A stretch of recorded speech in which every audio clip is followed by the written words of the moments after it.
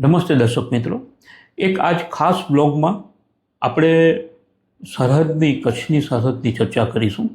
સામાન્ય રીતે કોઈપણ વિશ્વના કોઈપણ દેશની સરહદની જ્યારે વાત કરીએ ત્યારે ખરેખર એક રોમાંચક ઘટનાક્રમ બની જતો હોય છે, પણ કચ્છની સરહદ એક વિશિષ્ટ છે, એની વાત વિશિષ્ટ છે, એની માહિતી વિશિષ્ટ છે. એ જોતાં આ બ્લોગ આપણને માહિતી વધુ આપશે અને સાથે સાથે રોમાંચ પણ ખડો કરશે એવી અપેક્ષા છે. લાંબા સમયથી કચ્છ મિત્ર દ્વારા કચ્છની સરહદો ઉપર સંખ્યાબંધ લેખો અહેવાલો લખાતા ગયા છે. સર્ક્રિક વિશે પણ વાચકો ઘણી બધી બાબતોમાં જાણકાર છે. તો બ્લોગની વાત કરીએ તો આપણે મેપમાં બતાવશું કે દાખલા તરીકે કચ્છની સરહદ છે, દાખલા તરીકે તો લખપત છે.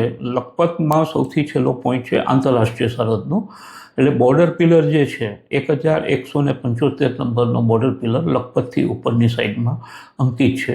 અને પહેલો બોર્ડર પિલર ભારત પાકિસ્તાન વચ્ચે 1 નંબરનો છે, એ જમ્મુમાં છે. પણ 1175 નંબરનો જે બોર્ડર પિલર પછીનો જે વિસ્તાર છે 99 કિલોમીટરનો વિસ્તાર છે, જેમાં જી પિલર્સ પણ આવી જાય છે અને સર્ક્રિક આવી જાય છે. લગભગ એ વિસ્તાર છે એ ભારત અને પાકિસ્તાને આંતરરાષ્ટ્રીય રીતે સરહદ તરીકે માન્ય નથી કર્યો, એટલે અમાન્ય સરહદ છે. લાઇન ઓફ કંટ્રોલ જેવું છે, જ્યાં કાશ્મીરની અંદર લાઇન ઓફ કંટ્રોલ છે એવી રીતે કચ્છમાં પણ એક જાતની આ લાઇન ઓફ કંટ્રોલ છે. પણ હજી સુધી આ બહુ કાદવ કીચડ ભર્યા દુર્ગમ સરહદ ઉપર ભાગ્યે જ કોઈનું ધ્યાન કેન્દ્રિત થયું છે. ભારત માટે તો શું છે કે આ વિસ્તારમાંથી ઘૂસણખોરી થતી હોય એ રોકવા માટે સીમા સળગતા દળે સાવચેતીના તમામ પગલાં સતત લીધા છે.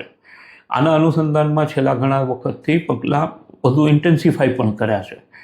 પણ છેલ્લા થોડાક સમયની અંદર આ જે ક્રિક વિસ્તારની વ્યૂહાત્મક અને વેપારી મહત્ત્વ વધી રહ્યું હોય એવી પ્રતીતિ થઈ રહી છે. દાખલા તરીકે પાકિસ્તાન તરફે આ વિસ્તારમાં મોટા પ્રમાણમાં તેલ અને ગેસ નીકળી રહ્યો હોવાના અહેવાલો આવ્યા છે. ચીન એમાં સાથે જોડાયું હોવાના અહેવાલ આવ્યા છે. એટલે દેખીતી રીતે આ વિસ્તાર છે એનું મહત્ત્વ વધતું જાય છે. પાકિસ્તાને પણ આ વિસ્તારના મહત્ત્વને ધ્યાનમાં લઈને પોતાની સલામતી વ્યવસ્થાને વધુ ને વધુ આક્રમક બનાવવાનું ચાલુ કર્યું છે. અત્યાર સુધી ભારત જ આ બધું કર્યું હતું. ભારતના પ્રમાણમાં પાકિસ્તાનની તૈયારી પ્રમાણમાં બહુ ઓછી છે, પણ જે સાવ ઓછી ટકાવારી હોય ને એમાં અચાનક 2, 5, 10, 15% જેટલું થઈ જાય તો એનું જે ઉછાળો છે એ ચિંતાજનક કર્યો છે. સર્ક્રિક છે તો સર્ક્રિકની અંદર ભારતની કાંઠા ઉપર ભારતની હાજરી છે, તો સર્ક્રિકને સામે પર 1 કે 2 ચોકી ઉપર કાર્યરત હતા. દાખલા તરીકે જી પિલર્સ શરૂ થાય છે જ્યાંથી હરામી નાલું જે કહે છે, હરામી નાલાની સામે પર એક પણ ચોકી બીએસએફ પાકિસ્તાન મરીન સિક્યુરિટી એજન્સીની કોઈ હતી નહીં. પણ તાજેતરના સમયમાં ઇકબાલ બાજવા કરીને પોસ્ટ કરી છે. સર ક્રિકના મુખ ઉપર એક ચોકી લોકો એક્ટિવ કરી છે.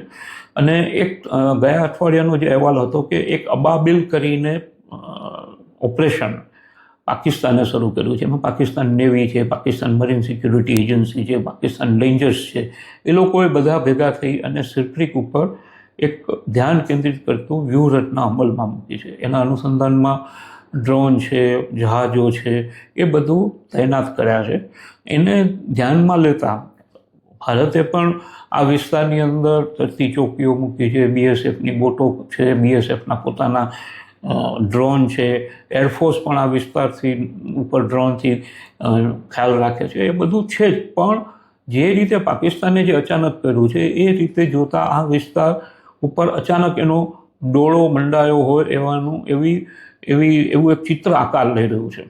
આ રીતે જોતાં જે 1175 લખપતની ઉપરનો જે 1175 નંબરનો બોર્ડર પિલર છે ત્યાંથી કરીને જી પિલરની લાઇન પૂરી થાય અને સર્ક્રિક થાય, એ આખા વિસ્તારમાં સલામતીના સમીકરણો ઝડપભેર બદલાઈ રહ્યા હોય એવું લાગી રહ્યું છે.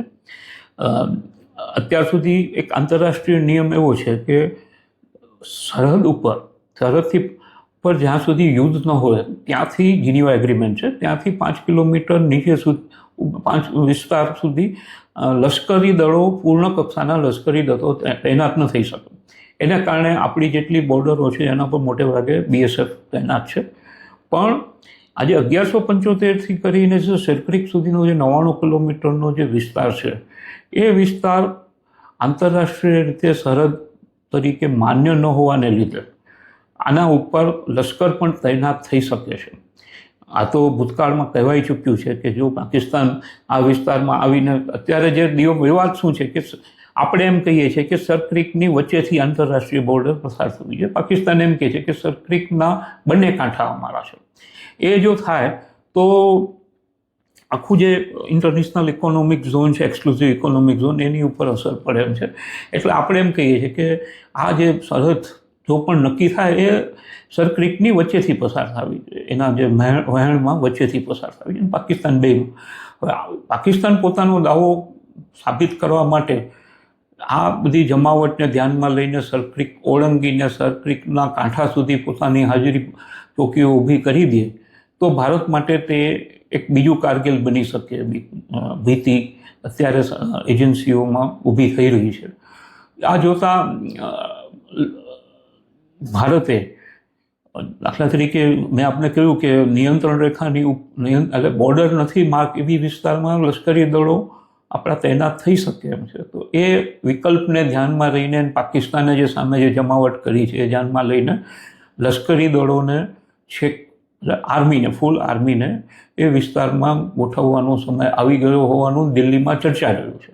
આગામી સમયમાં આ માટે કોઈ નિર્ણય લેવાય એવી શક્યતા તો છે જ, પણ સાથે સાથે અત્યારે જે સીમા સુરક્ષા દળ અને એની જે સાગર પાંખ તૈનાત છે એને વધુ મજબૂત કરવા. આપણે અત્યાર સુધીનું જે આપણું જે સેટઅપ છે ને એ સલામતી માટેનું છે, આક્રમક નથી.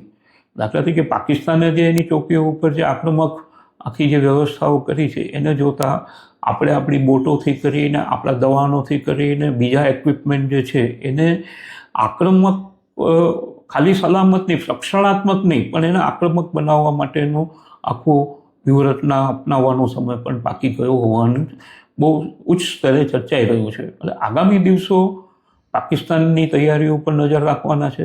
સાથે સાથે આપણે જે દાખલા તરીકે આપણી તૈયારીઓ છે એને વધુ કેવી રીતે સુદૃઢ બનાવી, એમાં કોઈ શંકા નથી. 1175થી કરીને સરક્રિકના મોઢા સુધીની જે જી લાઇન છે, જી પિલરની લાઇન છે, એ ઉપર આપણી ચોકીઓ ઊભી થતી જાય છે, ફેન્સિંગ પણ થતું જાય છે. એટલે ઘૂસણખોરીવાળી જે શક્યતા છે એને આપણે મહદઅંશે કાબૂમાં લઈ લીધી છે. પણ જ્યારે પાકિસ્તાનની લશ્કર કે પાકિસ્તાનની નેવી કે પાકિસ્તાનની મરીન સિક્યુરિટી એજન્સી જો આપણા વિસ્તારની અંદર આવીને બેસી જાય અને પોતાના દાવાને પોતાનો જે દાવો છે એ કબજાના સ્વરૂપમાં સાબિત કરવાનો જો પ્રયાસ કરે તો એની માટે આપણે ગાફેલ ન રહેવું જોઈએ.